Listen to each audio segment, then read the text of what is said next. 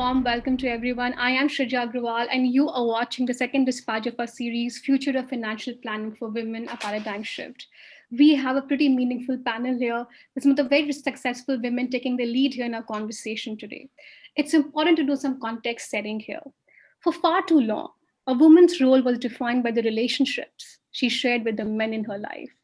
However, over the last 20 to 30 years, we have seen an encouraging shift away from this chauvinistic paradigm. As the barriers of discrimination are being torn down, we are witnessing women rising to the top of their chosen fields, including traditionally male dominated bastions such as science, business, politics, and of course, finance. But when it comes to the ground reality, financial independence among women is still miles from where it needs to be. Today, only 64% of women globally have access to an account in a financial institution compared to about 71% of men. In India, the reality is that nearly half of all women who do possess bank accounts only use it in a limited manner or not at all. So their financial progress is missing a key element, engagement. And this reality holds true for all women, from those in the agricultural hinterland to the homes of wealthy family offices. In today's discussion, we mean to unravel the various aspects in our conversation around financial well-being for women. Please help me welcome three very successful women who are really at the forefront of what they do and extremely revered in whatever they have chosen to be. Please help me welcome Priti Rathi Gupta, the founder of LXME, India's first financial planning app, catering specifically to women that helps them invest independently. I also have with me Ameera Shah, promoter and managing director of Metropolis Healthcare. I also have with me Radhika Gupta, who is the chief executive officer of Edelweiss Asset Management Limited. Thank you, ladies, for sort of really putting your time, energy, and commitment to this. And it's such a relief for me that I don't have to use the word gentlemen and lady for the first time in my conversation today. It's such a respite for me, I can't begin to explain to you. I think my first sort of question, and just to sort of taking it further from what the context setting really was, that we are definitely in unprecedented times. The corona has really been called the blackest of the black swan. This is a time where so much of introspection thinking is happening on various counts. We really have been jolted out of our black swan blindness. I want to understand this pandemic's hammer blow on the economic condition of most Indian households has sparked tremendous awareness about the importance of investing and saving. This responsibility, however, has been relegated to the so-called men of the house. Reasons include, of course, stereotypes around women not being financially savvy, investment products being tailored mainly for men, and barriers to mobility faced by women limiting their ability to interact with financial advisors. However, the pandemic is proving to be a game changer. Many women, after seeing the tough financial economic situation their families have gone through in the pandemic owing to lack of financial planning, have woken up to the need for their own financial planning. The growth of digitization has broken the barrier for mobility for them. Women have seen how the stock market and mutual funds, which have performed far better than the general economy in the past few months, can help them shore up their financial positions. My open question to this panel here today is that can pandemic really prove to be the game changer, how women can really come at the forefront in the conversation about financial savings and planning for their families, and perhaps really come and take lead in those decision making? I can begin with you, Preeti, and get on to Ameera, and then of course get Radhika's view on this. So absolutely, first of all, it's great to be in this panel. And Shrija, you rightly said, right? It's not a panel; it's actually a panel with, two other exciting women on board. Um, so you're absolutely right, and I think we discussed this earlier as well, where you know, like I said, the pandemic was, gender blind. It affected men and women both, but I think the outcome of the pandemic actually affected women far more. So whether it was job cards, salary cards, all of that, and also because women especially held roles or within the workforce held roles uh, that actually faced the massive brunt of the pandemic. So whether it's tourism, aviation, all of that, right? Hospitality. Time around, as compared to all other crisis situations earlier, is one, the whole rise of, the the digital world, access to information, rise of, I think the she economy was already on the rise. So there is no stopping women who are actually out there who've, gained great education, are part of the workforce. Uh, the avenues to earn, several avenues to really increase earnings, the rise of the gig economy, freelancing work, work from home. I think these are great opportunities, and we will see women, hopefully the number of women in workforce increase. And also the need, I think the realization that anything can happen anytime, and therefore, really the definition of a financial life, I think, will be far more important going forward. And I think most women today have realized that if you've not planned your finances, if you're suddenly faced with a situation where you don't know how to kind of manage your money or manage your finances, life can get really, really difficult. So, I mean, from our end, at least, Lakshmi, we've seen a massive rise in the number of women actually seeking that awareness, seeking more education on, how to create even things like emergency fund. How do I ensure that, I don't have to worry no matter what happens for the next 6-8 months of my, my living expenses, etc. As well as looking at long-term, money planning, which is very interesting. So I think in some ways, COVID has been that catalyst or the accelerator of women starting to think about money and actually taking that onus of saying, yes, I will learn. Thank you, Preeti, for that insight. I come to you now, Ameera. We just heard from Preeti, and she said, and she began the conversation really saying that the brunt on women on the pandemic on various accounts is much higher compared to men. And on their platform, they've really seen that women, sort of opting for both short-term and longer-term financial planning measures. I want to understand from you, as a woman entrepreneur, do you think that this entire conversation around, better financial planning or an emergency fund, when you run a business, has also become more mainstream and also perhaps occurred to you in your trajectory? Of course, you run a much larger organization compared to, a family saving account. But do you think perhaps time has come for some of these conversations? Look, I mean, I think time has definitely come. It's been there for a while, but personally, I'm not seeing that big change in the mindset yet. COVID, like Priti rightly said, has had a large impact on women. And in a way where now, when women used to step out and they had maids and nannies at home to do the work, now they don't have that because they were not allowing part-time staff to come in, and therefore that entire work, or that whole entire home management fell on the women. And unfortunately, men did not play their entire part in it. I think a lot of men became a little bit more involved, but they never see it as their responsibility, right? It becomes the woman's responsibility, and therefore a lot of women actually have lost their jobs or have left their jobs on their own because they have to now manage the home. A simple example: if I look at our own attrition over the last 6 months. And I break it down gender-wise, there have been more women that have left than men. And this is a very scary trajectory. We were actually going in the other direction. And I feel COVID has actually set us back from that perspective. Talking about financial independence growing up, I remember my parents, teaching me two very different lessons. My father always told me that, look, I don't care what you do. You become a barber, you become a sweeper, you decide what your career is going to be. You don't have to be a doctor, an engineer, or whatever, but you better be the best at whatever you do. And that was the message that I always got from my father. You want to be a barber, you be the best barber. From my mother, I always got the message that, look, I don't care what you do, but you better be financially independent. And she used to keep giving me this story, and we used to keep laughing at her. And she used to always say, if you want to buy a sari, you should not have to go and ask your husband. You should be able to buy a sari on your own. And that always sort of stuck with me and my sister, that, we need to be able to do things on our own. But one thing is to hear the stories from our parents, which I'm sure a lot of us do. But the second is whether your parents actually enable you to then do it. What I mean by that is, I remember at the age of 13, my father took me to the bank below our building. He helped me open a checking and savings account. And whatever my pocket money was, I used to go and deposit my 500 rupees per month in my bank. And then I used to go and write checks, and I used to go and withdraw. And I used to feel very independent and very smart because, at the age of 13, I was going and operating a bank account. But that's when I learned how to balance my own book, right? So the question is, what is it that parents really do at home? And often I've seen that fathers are all too happy to manage their daughters' finances. not only at the age of 15, but at the age of 20, 25, 30, 40, 50, 60. And then when the father passes away, point hands over to the husband. And the women, as much as we talk about, oh, I want to, I want to earn and I want to be a working woman, the question is, after earning your income, are you learning how to manage it?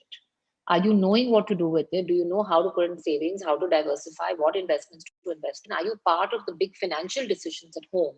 Which house to buy? Often I've seen women, even when the husband will ask them, what do you think, we're thinking of buying this house. Even if they don't ask the question, the women will say, नहीं आप जानते हो, आप decision कर लो, मैं खाली color choose करूंगी wall पे, I'll do this, I'll decorate it.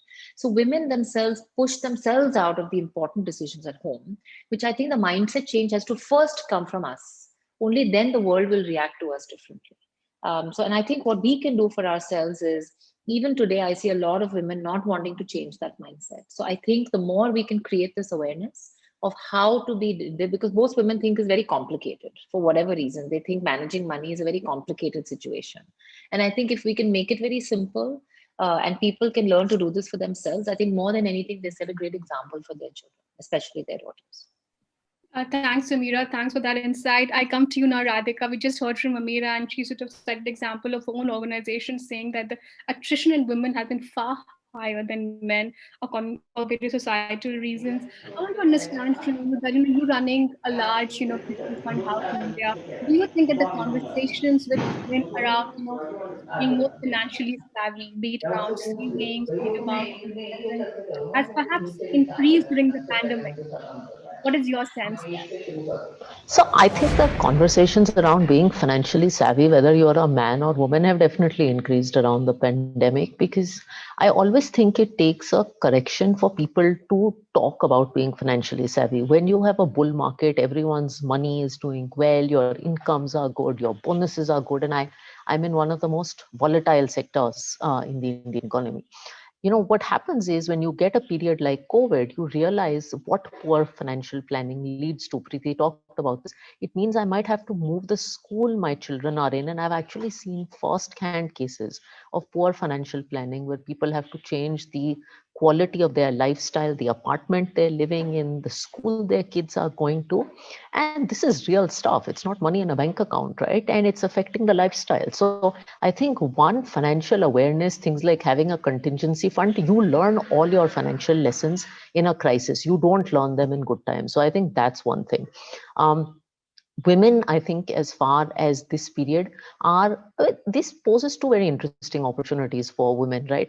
On one hand, I think women, and we hear this in our own organization, are taking much more of the brunt of housework. On average Teams calls, you see women struggling to manage, and many of us have help, but many people are not fortunate to have help. I had a senior employee whose in-laws live with her, and the in-laws expect that because the woman's at home and she's working 8 hours a day from home, she's also going to serve them tea, right? And then the in-laws had COVID, and she was still managing the housework as a chief operating officer and managing a 1-year-old. So this is something that you see. Yet on the other hand, I think financial independence has become easier for women because work from home is suddenly a lot more acceptable, right? Even the most traditional family businesses now are accepting of work from home. I think women are now realizing post COVID that being financially savvy is something that they can do and they have to do. And I think it's for three reasons. One is, as Preeti said, digital has made it a lot more accessible to get knowledge. Finance has always been perceived to be complicated, but I think the digital medium has made it easy to access knowledge and easy to access good quality advice. Second, you have a lot more time. We're all sitting at home to actually get involved in financial planning. And thirdly, and I hate to say this, life is uncertain. The pandemic has taught you that life is uncertain. I mean, again, I know firsthand stories of more and more women who are sitting down with their spouses to say, at least tell me the financial situation of the family. What if something happens to one of us? The pandemic has led to more mental health issues, more divorces, lots of stuff. Life is uncertain. So that is the primary reason. And I think the last thing is, Shrija, in the context of all this, it's important, and Preeti and I represent consumer financial services brands, for brands to now realize that we should make finance more accessible to the women consumer so that they don't perceive it as complicated, and we respect the right of the women consumer to take decisions. that is an opportunity for a brand like us out of the pandemic. Thanks, Radhika. Thank you for that. I think the sort of the overarching takeaway coming from all three of you really has been that how do you simplify, this entire perceived sort of notion that finance is complicated for women at large. And like Radhika also has pointed out that this can be perhaps a golden opportunity for consumer-facing investment companies like hers and what, of course, Preeti is representing. And I think Ameera also very clearly pointed this out that there is this larger conception that, finance is very complicated and the larger and the most important financial decisions, for instance, when buying a house is relegated to the man, whereas women voluntarily takes up this choice and opportunity that I will just decorate or perhaps look at the color. So do you think that with the digitization wave, because I think the two most overused words in this entire pandemic really has been digital transformation. And I think these words had absolutely no meaning 9 months back, but have really become the center of everything that we do. So do you think this sweeping wave digitization can really get women and sort of turbocharge them in the financial planning? And how are you plugging that gap then, Preeti? Um, so Shrija, I think while digitization is, of course, the most spoken word right now, and it does become an enabler, but just to set the context right, we're saying that as a country, the penetration of financial products, or really the population that is really taking up financial planning, irrespective of men and women itself, is very, very low. I think what I feel extremely optimistic about is today half the country. So you have like almost like 60%. So you have about 600 million people using smartphones, using data very actively, and women are the higher percentage of this data user in India. So if you look at least all the social media channels, you will see women are actively participating. This newfound kind of feeling of liberation that okay, you're connected to the world as well as to everybody within your ecosystem. um, to me, that is, I think, an indication of really uh, that tipping point where we will see women actually take up that opportunity far more aggressively than even men will. What, of course, like you asked, rightly asked, that platforms like people like us, for example, Lakshmi was really launched just to kind of close that gap, right? Because I mean, the numbers were horrific when we looked at it. When you look at less than 12% of women in the country really investing their money, and if you look at just working women, it's even poorer, that number. We recently did a survey of about 1,250 women across the country, single and married. And it's disheartening to see that even within single working women, just about 35% of women really actively take their financial decisions. And like Ameera said, the rest of them mostly are like, my dad will see, look up, help me with it. And some of them just kind of, it's just the bank, and sometimes it's not even saving on their mind. So it's kind of really disturbing to see those numbers. And I think from really starting point, really being single, where you have control over your finances and what you're doing, to really going forward as married and married with children, the numbers only get worse. So if you look at women who are married and who have children, there's a mere 20% women who are actually taking financial decisions. Whereas if you look within the household, and all of us, right, Ameera said, and all of us learned that financial independence is taught to us. Saving money is what mothers have always taught us, right? So when, you'll see large part of households where mothers are really the role models when it comes to saving money. But when it comes to taking money decisions, majority of households, it's the role model is the father or the male.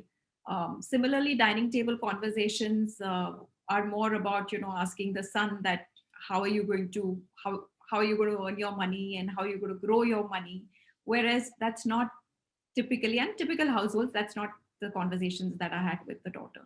And I think given this, the entire access to now so much of information, our role as a platform in really, uncomplicating it, simplifying it, making it very relatable. I mean, let's also understand financial services, I think, and maybe Radhika can back me up on this. We have, I think, less than 14% of, in terms of gender diversity, there are less than 14% women in financial services. So therefore, you don't expect that tonality. You don't expect the conversations also, from a male dominated, a very largely male dominated industry to talk to women. So I think that is the starting point. And while we struggle for diversity there, which by the way, in this pandemic has gone even worse. But I think at least platforms like Lakshmi, women who are there within financial services like Radhika, I think our conversations and our um, communication that goes out to the world. For example, if you look at all the advertisements in financial services, they are again very male centric. They're talking to men. Very few women are shown in any advertising or communication, except for insurance, where also fear is used for the woman, saying that, okay, what if something happens to your spouse or your father, and then what happens? So take insurance, right? I think that communication needs to change. Interestingly, Amphi has been doing a little bit of that. That change is coming in, but there's so much more that needs to be, kind of spoken about, and that wall of inhibition, intimidation of, numbers are difficult, financial planning is complicated. All of that needs to really go, needs to be really brought down, broken down, and that can only happen by a lot more conversation, communication, example setting. One of the things that I've realized in my experience in Lakshmi is that a peer-to-peer conversation within women is a very, very strong motivator for women to take up money management, as opposed to really financial advisors speaking to them. Which is why at Lakshmi also we formed the core of Lakshmi is a community of women. And there are women from, women who have done their financial planning to women who want to learn. And there's just so much of communication on that platform, on that community. There's so much conversation, letting down inhibitions, because you're on a platform where you're not being judged. There are no smart men around who are judging you and saying, okay, you don't know this. And how could, this is a very silly question to ask. So we do realize that that is a huge enabler. And therefore, I think women themselves play a very, very huge role, whether it is within the industry or outside the industry. I think as mentors, enablers, having these conversations. And most importantly, I think it is so, so critical. I think all of us today here are at a, we are far more privileged. But look at, the mass affluent women who are just starting their careers in the age group of, maybe 23 onwards to 30, where access to a financial advisor is difficult, and also wanting to reach out is intimidating. That's really that section of women that all of us need to talk to, because remember, that the earlier you begin, the richer you get, right? And it's amazing how that awareness of saying, okay, you can begin even with 1,000 rupees, you can begin your investing journey is not there. Okay. Thanks, Preeti. Thanks for this. And I come to you now, Radhika. I want to understand, I think she sort of raised several important points. And she said that the communication coming from the financial services industry is just so male-centric. And sort of that marvels me that, in a country of 1.3 billion people, you're talking about almost half of the population, really women.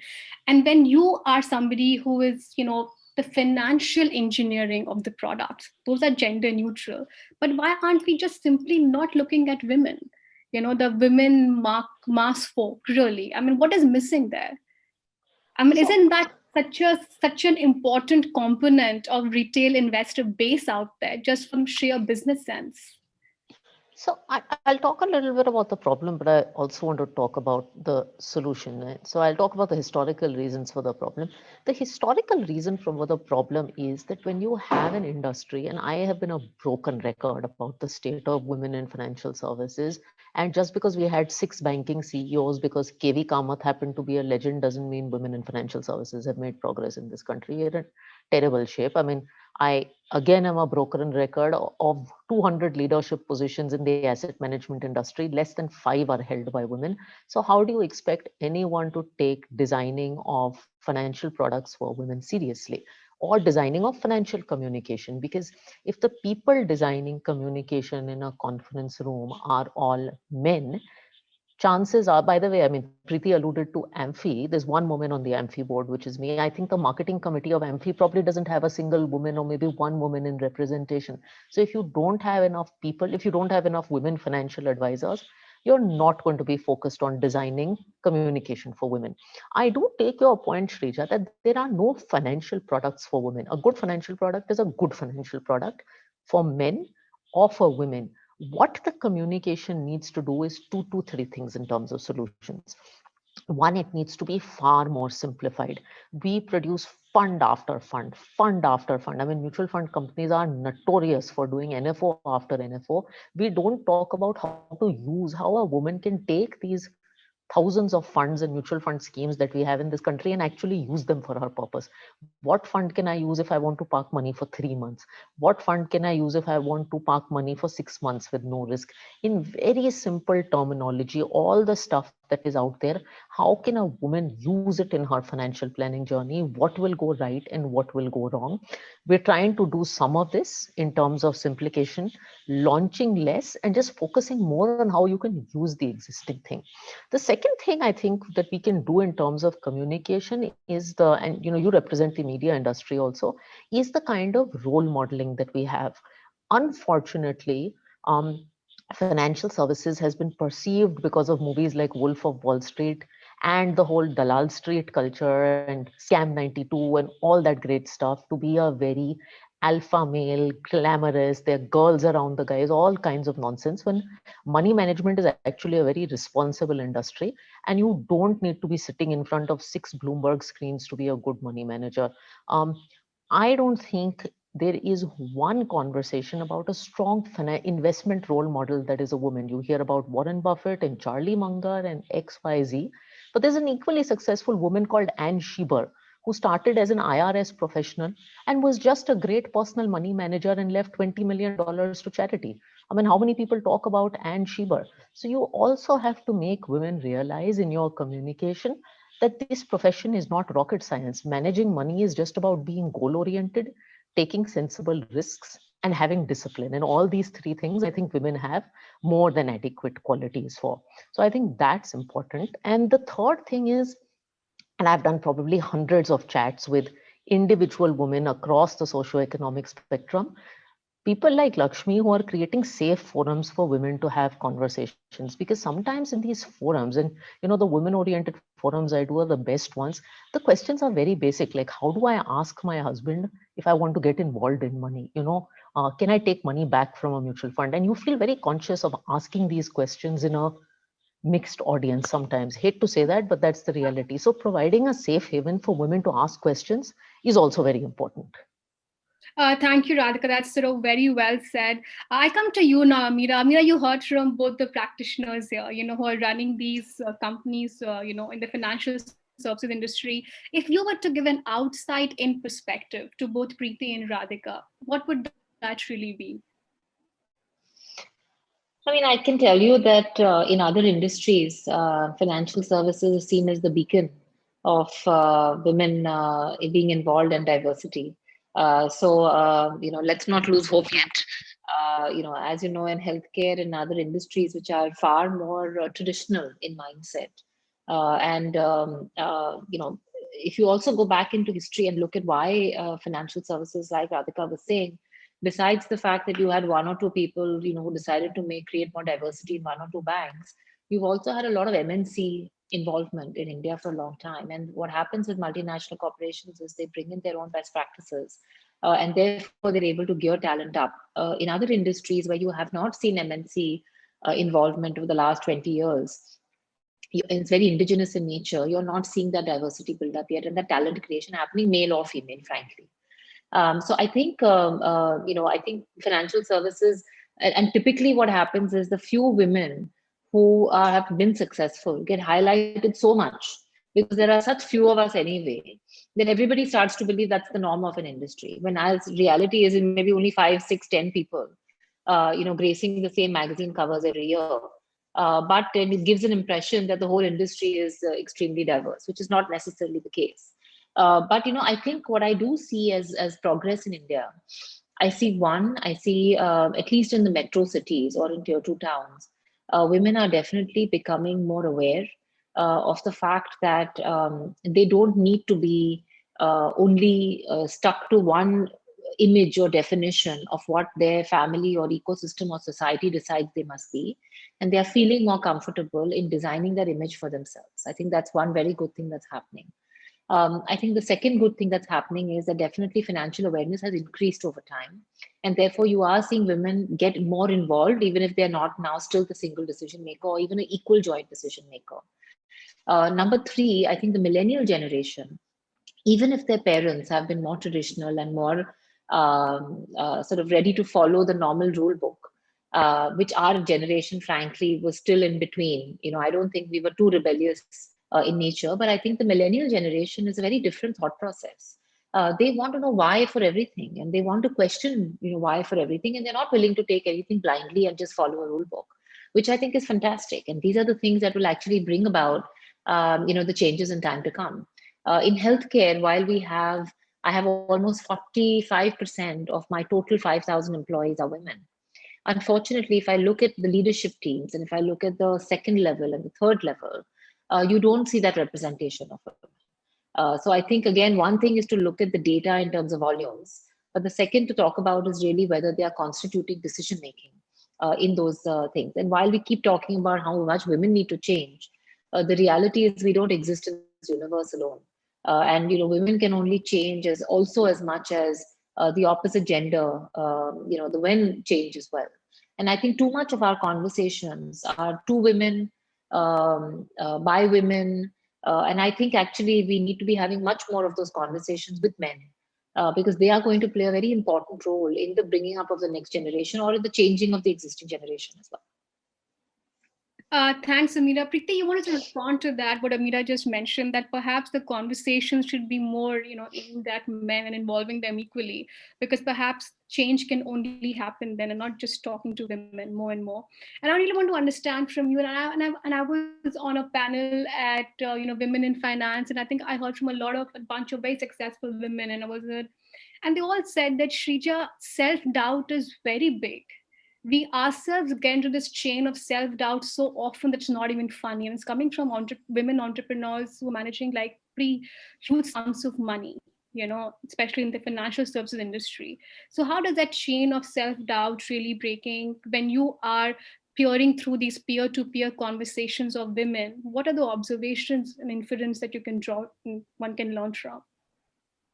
So, Shrija, just to your first point, I think it's very interesting because at Lakshmi, I know that we are talking to three different generations of women.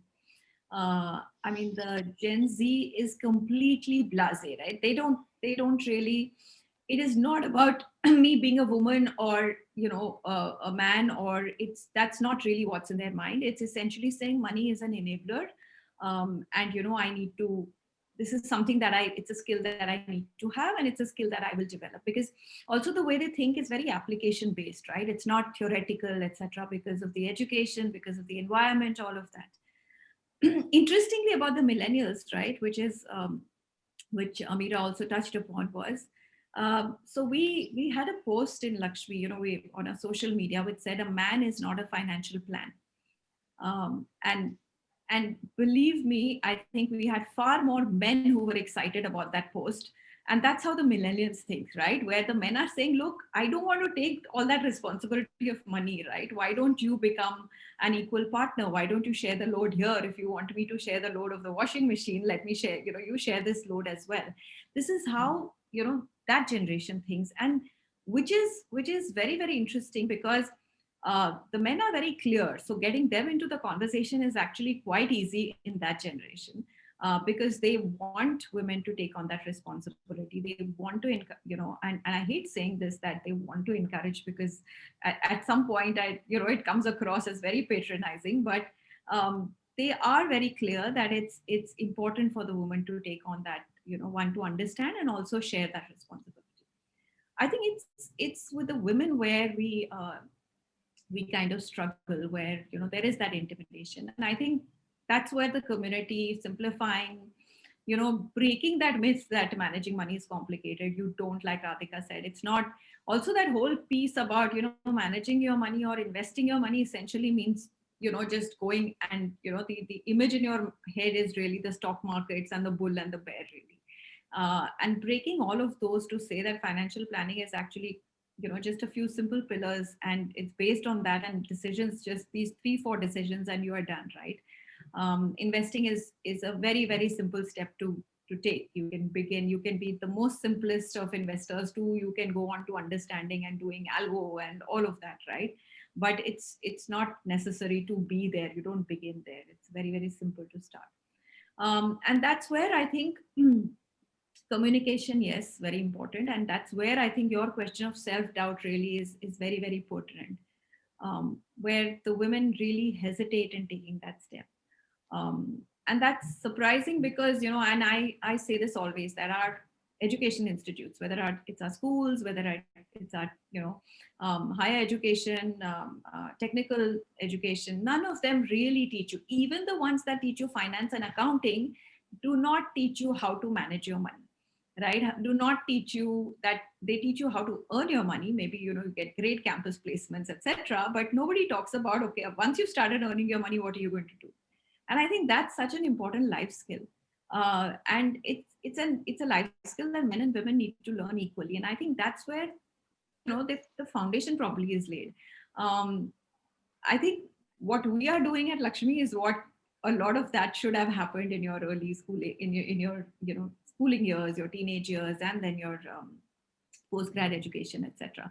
I think that, to my mind, is something that anyways we as women, I think we face everywhere. It's just not money, right? Whether it's our careers, whether you step out into the real world, you step out, the orientation or that, that voice in your head is always of self-doubt. And I just feel that this is something that a lot of us talking about it, a lot of us, really sharing these platforms, etc., does go a long way. But I think a big role is played really by homes, families, education institutes, etc., which tell you that if you could be a great engineer, why can you not be a good investor? It's as simple as that. Yeah, thanks for that, Preeti. I think we have spoken quite a bit here today. We have had a very interesting conversation till now. We spoke about the financial engineering of products. We spoke about the pandemic as a real opportunity as for turbocharging financial planning for women. We spoke about how the communication needs to change. We spoke about the power of community building as a strong platform for women to come out and speak for themselves, especially in financial well-being. I want to understand from each one of you, and I can begin with you, perhaps Radhika, then get on to Ameera. How have you broken the wall of intimidation for yourself? You have had a successful career, all three of you. And I want to sort of quote an HBR article here, and just for a very simple thing, we talk so much about women entrepreneurship being so loosely bandied around. And there was an HBR piece which essentially said that when women startup founders, just approach the VCs, how the questioning was so different. Investors adopted what is called a promotion orientation when quizzing male entrepreneurs, which means they focus on hopes, achievements, advancements, and ideals. Conversely, when questioning female entrepreneurs, they embraced a prevention orientation, which is concerned with safety, responsibility, security, and vigilance. So my question to this panel is that, VCs represent like the cream de la cream, 1% of the world's best in class education.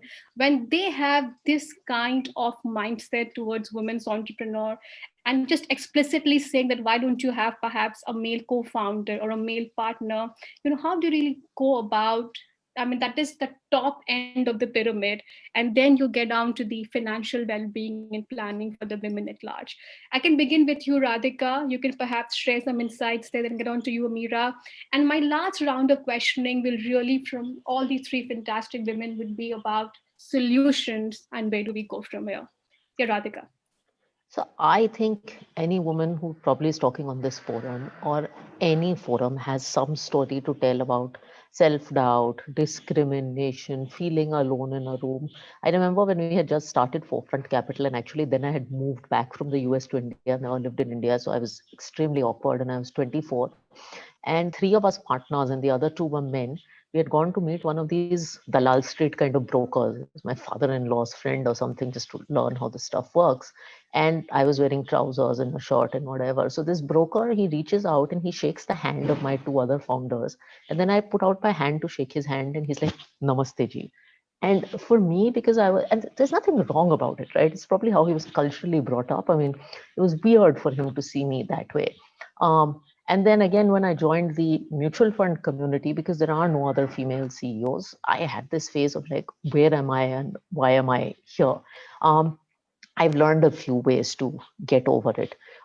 One is that I don't think women ask enough for opportunities, and I think society teaches you to set really low aspirations in life. So I have learned to ask for opportunities. I have learned to negotiate my salaries. I've learned that if I want a promotion, I better ask for it because my career is my responsibility and no one is going to do it. And it's unfortunately not a free world where you're going to sit there and someone will say, oh, Radhika is really nice. You know, we should really think about giving her some opportunities. I've just learned that I have to put my hand up. And this is the one thing that I tell all women founders, young professionals, is just go ask because it is data that women don't go out and ask. So please ask. The second thing is I have learned, and I think, you know, Preeti talked about self-doubt. We are also taught in India that we have to be perfect and that we won't fail and we won't have weaknesses. I've learned to take that burden off my head and share stories of failure and weakness. And I found it to be very empowering for myself. And I get hundreds of letters every month from young women across the country and beyond India about how hearing someone's story of self doubt and then eventual success, because most people figure it out, you know, perhaps lifts them and gives them another chance. So I've learned that, you know, you don't try to, India teaches you that mehnat karo aur fir settle ho jao. But what if you do work and you fail? I mean, it's okay, right? It happens. So I've learned that that's important. And the third thing I've learned is you have to look at the brighter side of being a woman. Everyone always asks in these panels, what are the challenges you faced? What are the challenges? Yeah, there have been challenges, but there are also tons of advantages. And if you look at your gender as an advantage, I promise you the world will look at it as an advantage. Uh, I think I get a ton of attention in my industry because I'm the only woman. I'm being really honest. I've got the opportunity to meet and interview so many fantastic women around the world and across the country because I'm a woman. And you have to look at the brighter side and carry yourself that way. Ameera, you want to add to that? Yeah, look, I think people treat you the way you sort of see yourself, and if you approach life, defensive or not sure or underconfident, then people will treat you the same way. A little bit of what Radhika was saying. I know so many times, the description, for example, simple thing. You take Sanjeev Bajaj, you take any person who's come up in a family business, right? Nowhere it is ever written Rahul Bajaj's son, Sanjeev Bajaj, built this business. Never happens, right? They just say Sanjeev Bajaj built this business. But for example, if you see the way they describe women, it's always, oh, she took her father's business here, she did this, she did that. No, you take my case itself, right? The business was worth, 18 crores in 2001. Today, I've taken it to be 10,500 crores. I believe I built the business. I don't see it as a family business. I don't see it as somebody else's business that I've managed or I've helped with. So a lot of it is about not allowing people outside's perspectives to shape our own. And it's about us shaping our own perspectives and building our own confidence in what we believe that we have done. And I think the conversation around us may not always be aware. Sometimes it may be ignorant. Sometimes it may be out of naivety. It's just that people just don't know, and that's also okay. And not to take it too personally, and not to make it into a personal hurt or a personal insult, or to be overly sensitive to it. Like Radhika said, we just have to wear our own confidence. We have to get about life, do our own thing, and hopefully not allow the world and society around us allow the influences to come in, but not allow it to become spears in our heart. And neither do we want to allow the walls to be built up so thick that we are inaccessible. There's lovely things about being a woman. And if we can embrace the fact that we are emotionally smarter, the fact that we are more intuitive, the fact that we can use all of this productively to help ourselves in our own professions and our own life, then that's good for us. There's no reason why we should be defensive or ashamed or embarrassed of our emotions at all. Preeti, you want to add to that? You heard both these women, their experiences. Yeah, I mean, I totally, it feels so good to hear both of them. And I think we should, probably have, always women around us sharing this and talking about this. And I think, like everybody, I've had my experience as well. Uh, Especially when I started the commodity futures desk. I mean, it was crazy, right? Going to these mandis where men thought you were like from another planet. Like, what are you doing in a place like this where and I had to talk to them to come on from the unorganized to the organized platforms. Um, and it was, yeah, I think my first 2 3 visits, which was just like Radhika, they just like kind of looked through me and wanted to speak to my male colleagues. And I said, boss, this glass ceiling, I'm not breaking, I'm shattering. That was something that I decided back then. And you do, I think, that benefit of really being a woman, where after 2 years people were like, okay, oh, you're that woman from AnandRathi. I'm like, okay, that's the identity, right?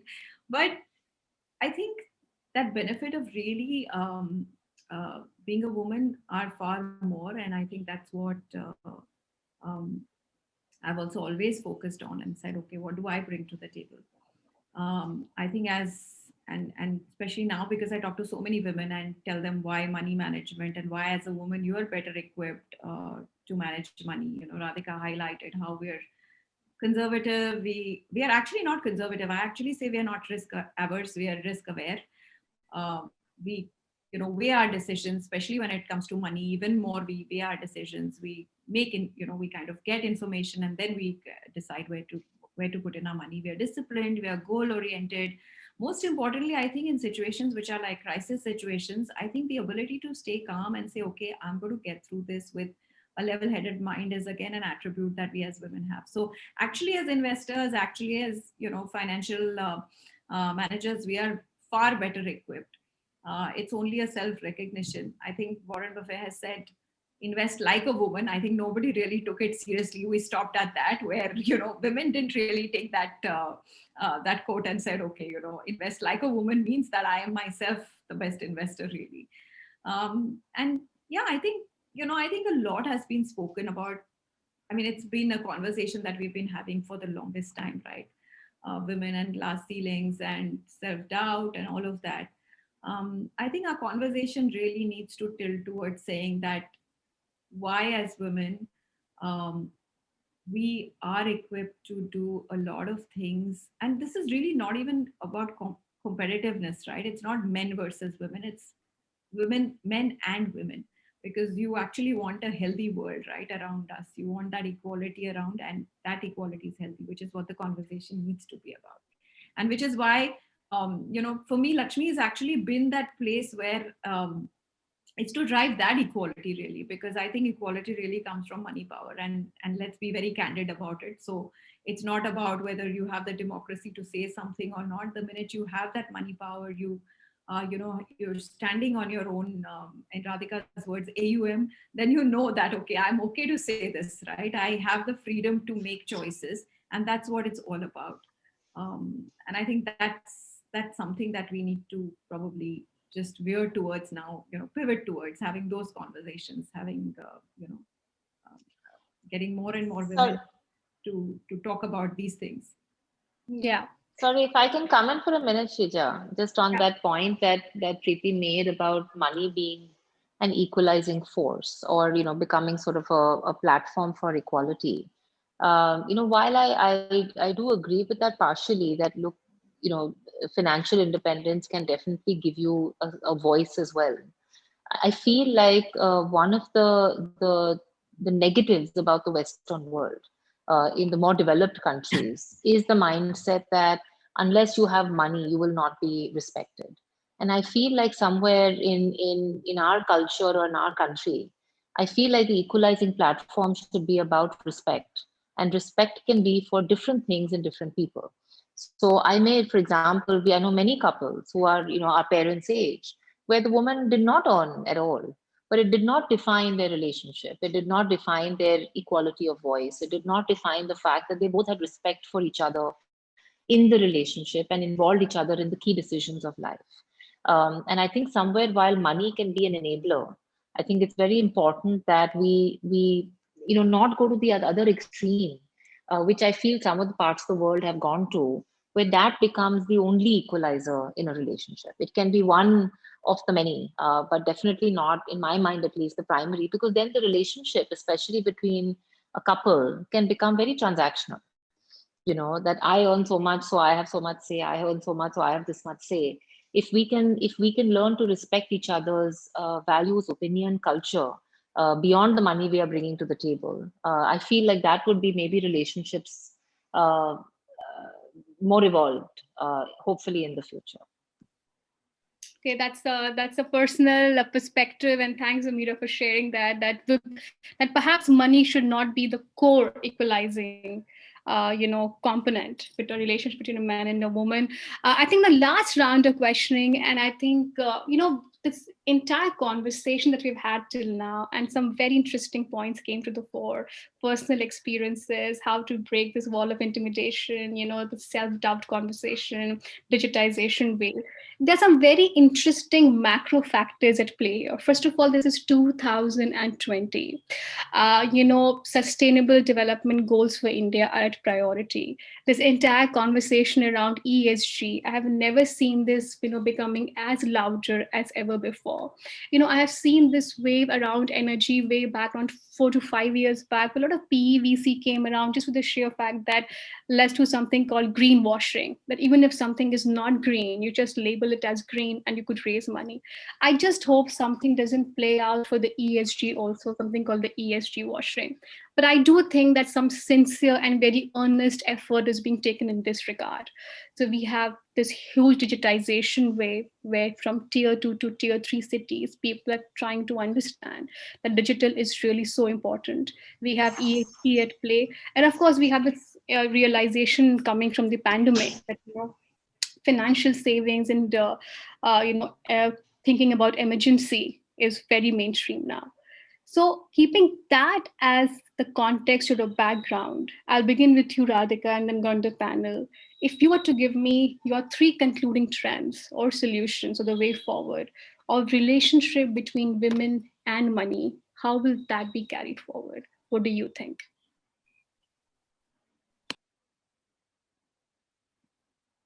Just a sec. Three trends, and I'll add, two lines on ESG as well. I think ESG is important, and I have been quoting this in the asset management industry. I think Indian mutual funds have suddenly discovered that everybody needs to launch an ESG fund because we realize that ESG contributes to the bottom line. Apparently, ESG produces better returns globally. Two parts to that. I find that very encouraging in a way because unfortunately we are corporates, right, and we don't do things until there is a bottom line impact. I always believe that if gender diversity, people realize the bottom line impact of that, then corporates will, if you realize that more diversity contributes to better profits, to better ROEs, then you will actually be very serious about it. For my industry, if we believe that ESG funds are the way, then perhaps we can start by doing something about our own diversity statistics, because diversity is an important part of ESG.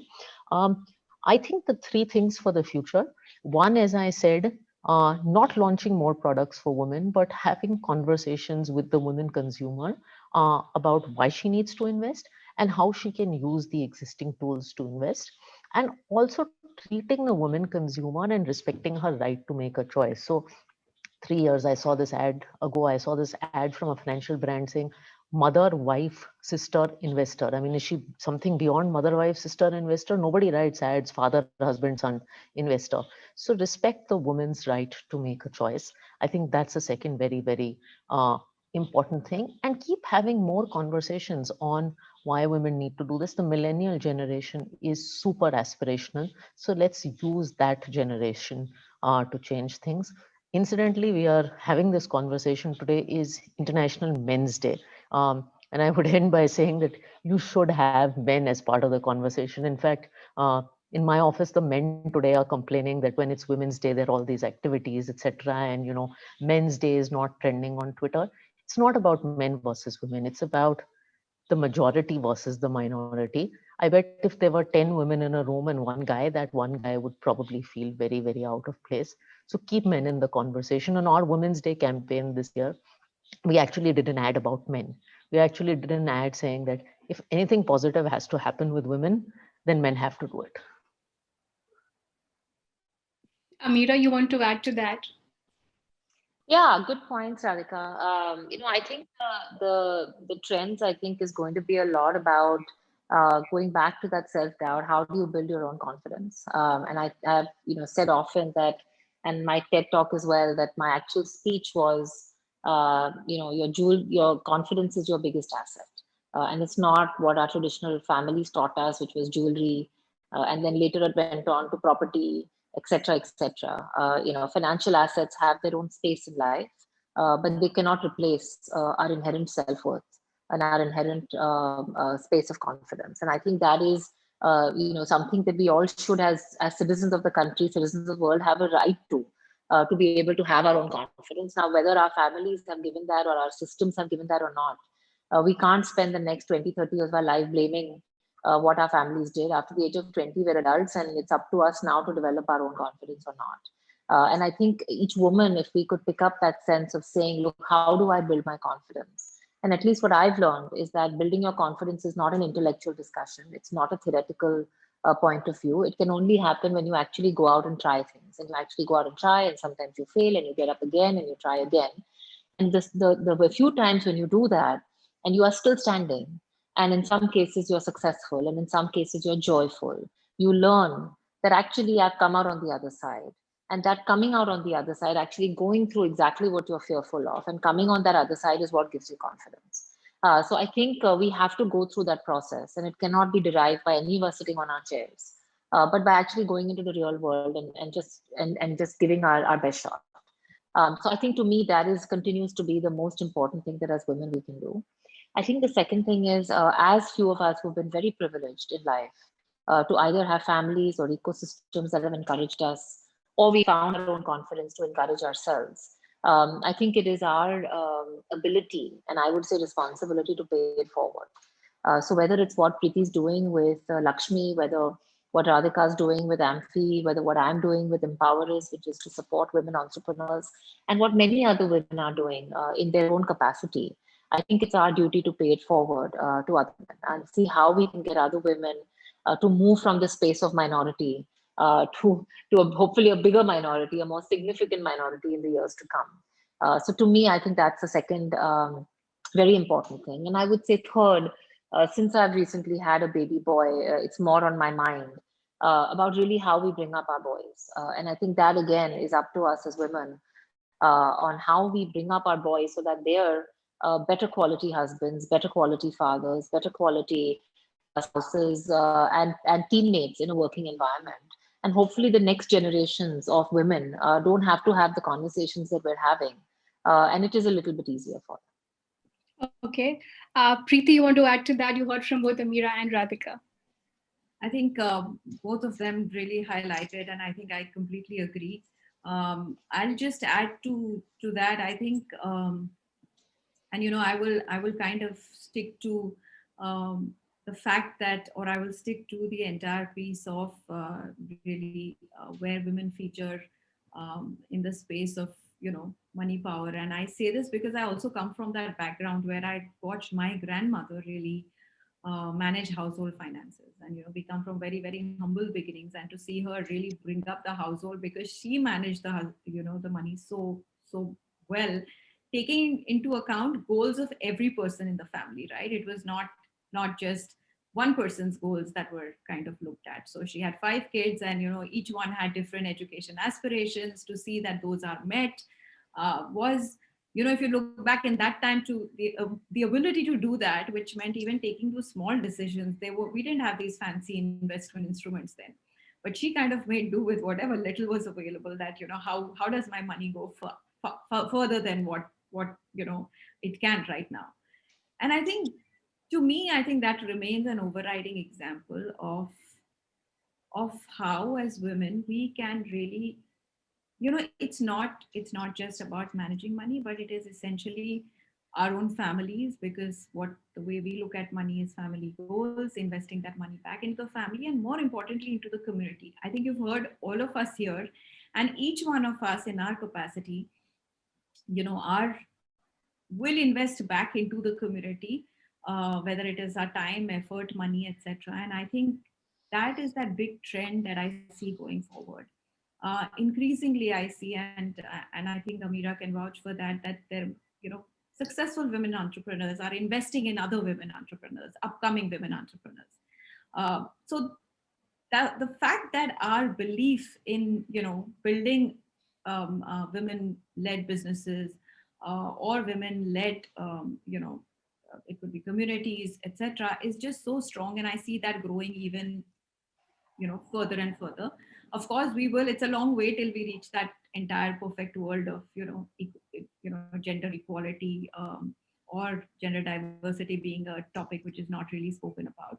But what I'm very, very optimistic again is, interestingly, I have within my house both. I have my daughter is a millennial and my son is a Gen Z, and I watch both of them and I see the difference in the way they think. um, my daughter is still, and again in millennials, I'd really like to highlight this, that the way millennials in urban areas think is vastly different to millennials in the rural areas. And I think that is something that as a country we need to recognize. There is a India millennial and there is a Bharat millennial. And I think that gap is still very, very wide. And I see, my daughter is still the urban Indian millennial, and the way she thinks about, she's very, very vocal about diversity and all of that. And for my son, it's a non-issue. He's like, why is there even an issue on equality? We are all equals, right? What's the big deal? I mean, he's the one who will come and cook. He will make sure that, if I am unwell or anybody in the house is unwell, they're looked after. If he needs something, he will go and get it for himself. He's not waiting for anybody to help him or do anything. So the way he thinks is very different. To me, I think that actually will be the big trend, and which is why I increasingly feel also that generation thinks very, in some sense, it's very individual, right? That I will look after myself, I will look after people around me, but the people around me also need to look after themselves, right? It's not like, okay, I am the hero of the house, or I'm the woman of the house and I have to do this, or he has to do this. And I think with that trend, I see individualism actually rise, but also in some sense a more peaceful space where men are giving enough space to women are giving enough space to men, and saying, okay, we are both, we are both in this world, and we bring to the table our own qualities, our attributes, and that's how we need to kind of make it like a perfect world. I think that's where I see it going. In terms of money, I actually do think that even now Amphi data says that while the number of women investors are far, far less, the average AUM that a woman holds is actually higher than that of men. So I actually see women get richer uh, in the coming few years. And to me, that talks not just of money power for a woman, but actually money power for us as a society, as a community, and as a country. Okay. I think thank you to all of you, Priti, Ameera, and Radhika, for sharing the insights with us. And before I do wrap up, I think it's time to do a quick rapid fire with all three of you. I think it'll be an interesting one. I'll just sort of throw questions in randomly, and I'll just take names. So I think all three of you can perhaps have your mics on here. My first question to you would be, Radhika, if this world were a billboard, what would you write on that? Be your best. Ameera, 2030 and conversation on gender diversity. Hopefully not existent. Okay. Priti, what book is Priti Rathi Gupta reading right now? Well, right now, actually, I read a fiction and, actually, I'm reading this book, very interesting book called The Great Game of Business. which is something that I'm very keen to implement in Lakshmi. So, Okay. Radhika, your best takeaway from this conversation today? Takeaway. There are many, which is why I'm struggling to give an answer. My best takeaway is the one that I've always had, that men need to be part of the conversation around women. Okay. And I think women really believe that. Okay. Ameera, in your life, your most overwhelming experience till now as a woman entrepreneur, which you can never forget? 2015, when I decided to take personal debt of 600 crores to increase the stake in my company because I believed in what it could become, and I was backing myself. Okay.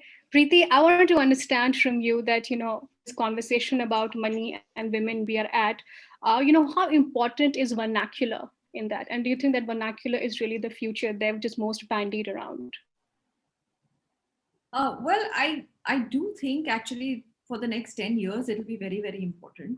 I think we are in some ways going back to our roots. And as a country, I've realized that a lot of communication needs to be vernacular because, if you're talking of something which is already intimidating, and then you kind of talk in a language which is not really the first language, it tends to be even more difficult to reach out. So vernacular is something that is here to stay at least for the next 10, 12 years, till you really have English as a language across the country, which is, you know, or Hindi actually, which is well understood by everyone. And I think as a country, we have, I mean, I feel extremely, and I've seen that pride that people take in their language.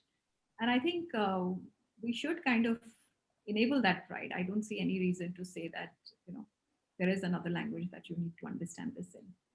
Okay. Radhika, the most overhyped word.